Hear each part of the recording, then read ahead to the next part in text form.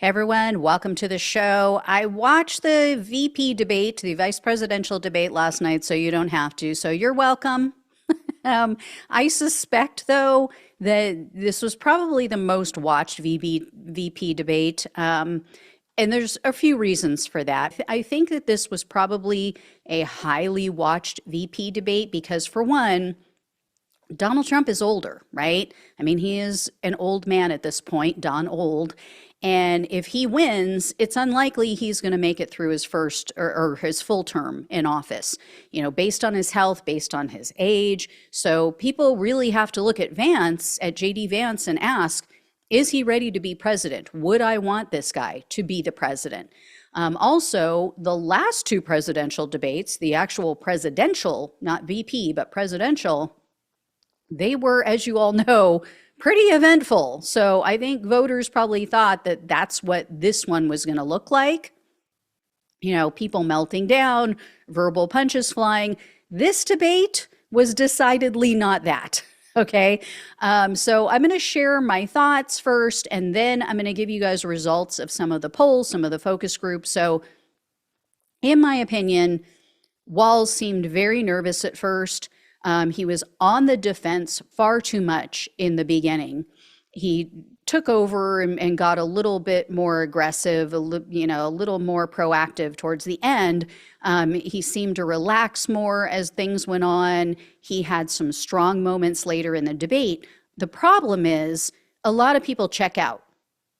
They turn it off after 15, 30 minutes, right? So they would have missed all of that. So hopefully they're going to see some of the recaps and some of the videos. But Vance, it seemed like he had a good debate. He was very even keel throughout the entire debate as far as his performance. This is his strong suit, though. We knew this going in. Walz admitted that he is not a good debater. So there you go.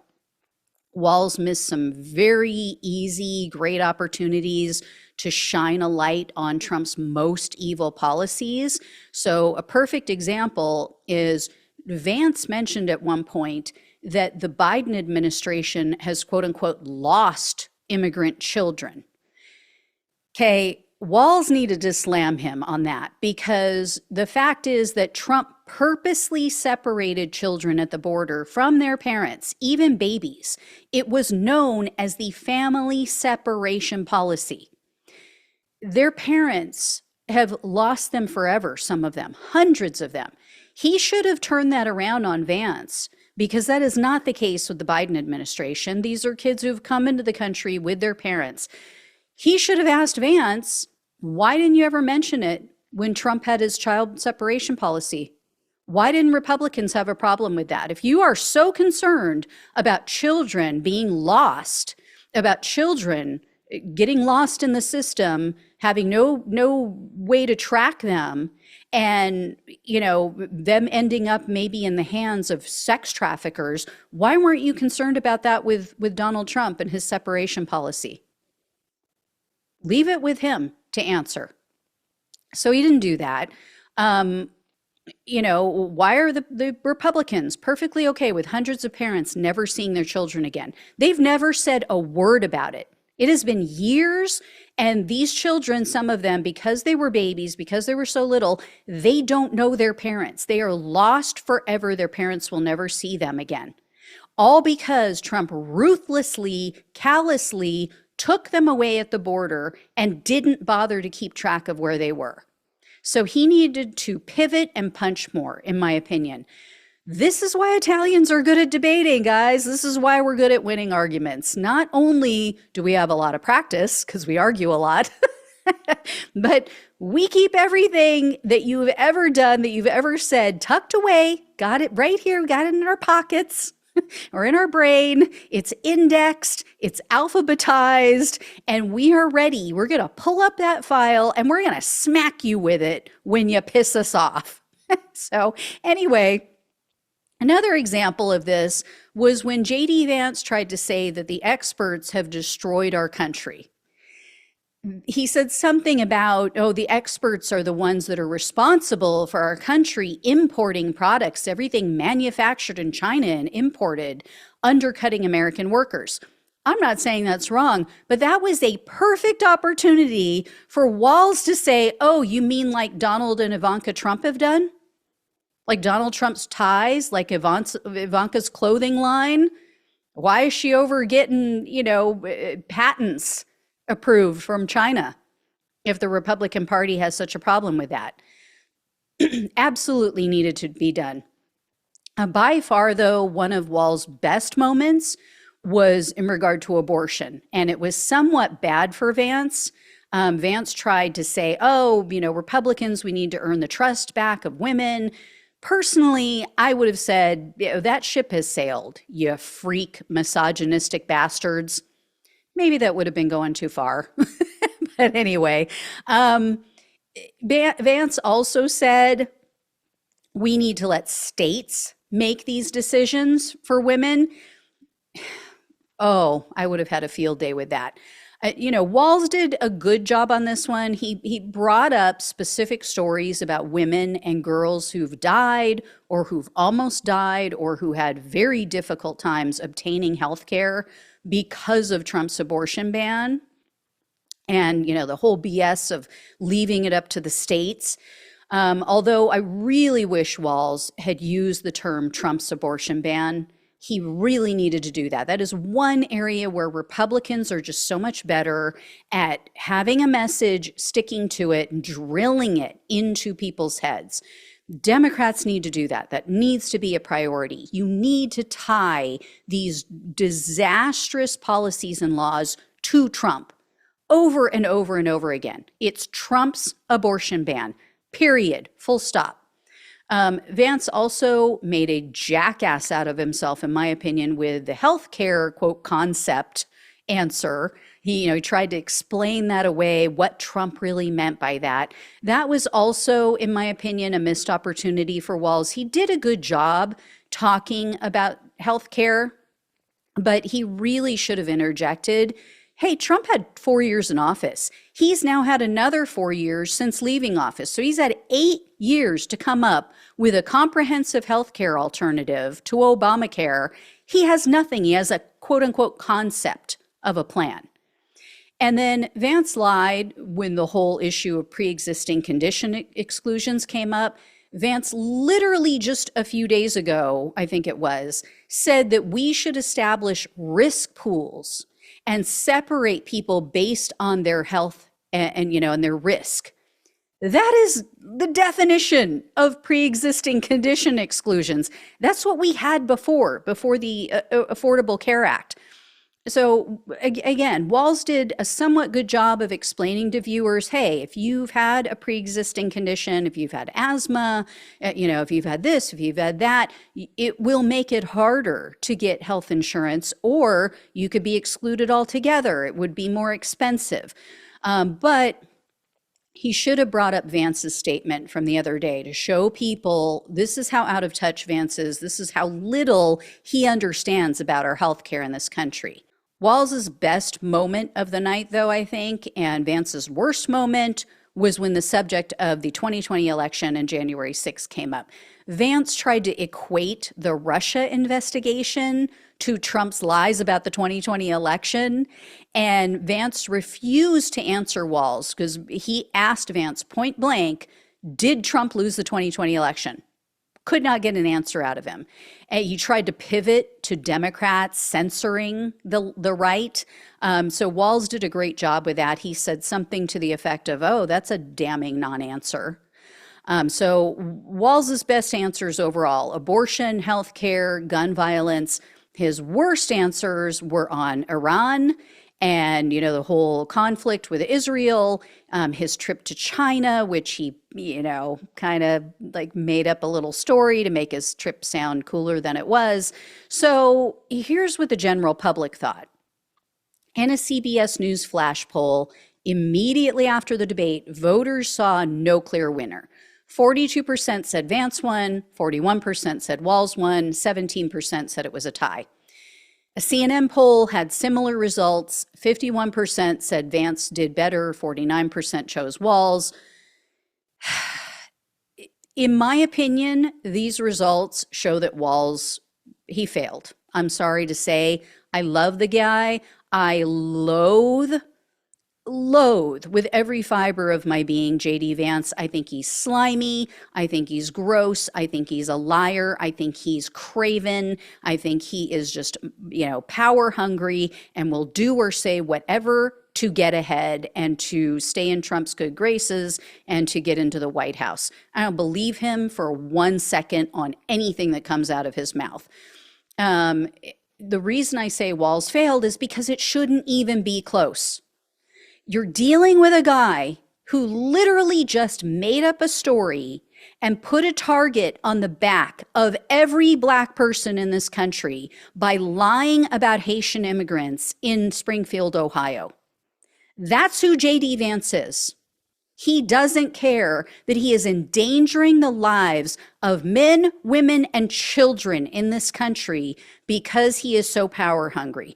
In his own state, he has chosen to harm people in his own state for his own power grab, for his own ambitions. So, no, he doesn't deserve to be treated with any kindness. He doesn't deserve Walz agreeing with him on anything and humanizing him. Basically, Walz normalized him. He needed to be painted as the vile, despicable extremist that he is, in my opinion.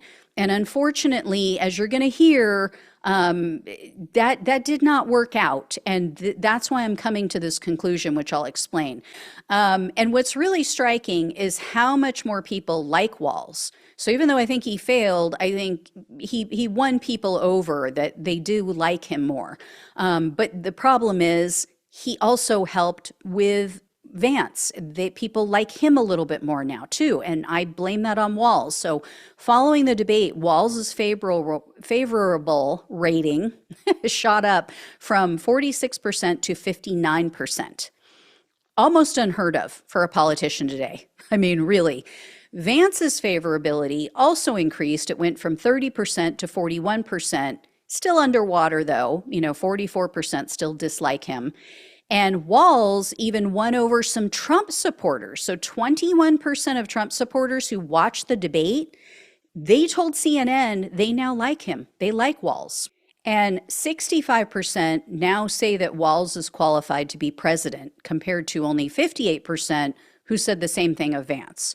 It was a different story, though, when the Washington Post spoke with some swing state voters about the debate. They spoke with 23 men and women.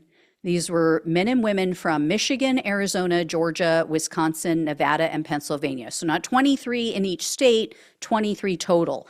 8 said that Walz won, 14 said Vance won. Even some of the people who were leaning towards Harris and Walz, they agreed Vance did better in the debate. However, when they asked them, okay, who are you considering voting for? Their pre-debate preference didn't really change. So the debate basically just solidified their existing preference. There was one person who said, yeah, I went from probably Harris to probably Trump. Again, not good. Blame that on Walz. One undecided voter now said that they're probably going to vote for Harris, so that's good. Another undecided voter said, yeah, I'm going to be voting third party. I will say the majority of these people out of these 23 were white. So 17 out of 23 were white. I will let you make of that what you will, and how different it might have been, the outcome, if, it had been a more mixed group. But again, here's the thing. Here's why I say Walz failed. A bunch of these people made comments, because they actually had their quotes in this article. Bunch of them said, wow, I kind of look at it like JD Vance is the more normal of the two between him and Trump. And, JD Vance is a lot less extreme than Trump. And he seems more reasonable than Trump. Ugh, he's not. He is not. He is the apple that fell from the Trump tree. That needed to be solidified last night. That needed to be drilled into these people's heads. He needed to talk about Project 2025 more. He needed to hit Vance more on his extremist views on abortion because Vance, it was very clear what Vance was trying to do. He was trying to make himself more likable. He was trying to make himself seem more normal, more middle of the road, more, logical. And hey, I can be reasoned with, and I'm not an extremist. I even have a friend who had an abortion once, and I love her. And, he did this fake, empathy thing about school shootings. I mean, if you know Vance, if you know what he's all about, and you've seen him in interviews and you know who he is, as all of us do because we pay attention to politics, we know he's full of shit. We know that that is all fake. Unfortunately, a lot of the people who watch the debate, they don't know that. They don't pay attention 24/7 to politics. They don't live it and breathe it as we all do. So some of them are seeing Vance for the first time and they're like, hey, he's kind of a normal guy. And I kind of like that he's going to moderate Trump. No, he will play into every one of Donald Trump's worst instincts. He will support him in that. Walz needed to say, Vance has literally said in an interview that if he had been Trump's vice president in 2020, he would have chosen not to certify the election. He would have done the opposite of what Mike Pence did. That came out of JD Vance's own mouth. That needed to be brought up. So again, not good. I think Walz failed in that regard, even though he's very likable. I love the guy. I love his policies. I think he's a great pick. But yeah, he said it. He's not a good debater, and it showed. So, he did his best. I think he got in some good ones, some good zingers, but not enough at all. And he normalized JD Vance way too much. So that could hurt I'm sorry to say, could hurt the election. Anyway, of course, you guys will tell me what you think. You can tell me whether you think I'm wrong or right. But I just tell you the truth. I call balls and strikes. I call them as I see them, you guys. So there you go. I'm not, me. I'm not going to bullshit you and tell you what you want to hear. This is not Fox for the left. There are other shows that do that. This is not one of them. So I wish it was better. All right. Anyway, I will let you all know if I hear any more or focus groups and all that good stuff. I do have some focus group stuff coming up tomorrow, so that'll be good. I'm curious to see now what the focus group participants have to say if they watch the VP debate and if it made any difference. But good news coming tomorrow, so don't shoot the messenger. There you go.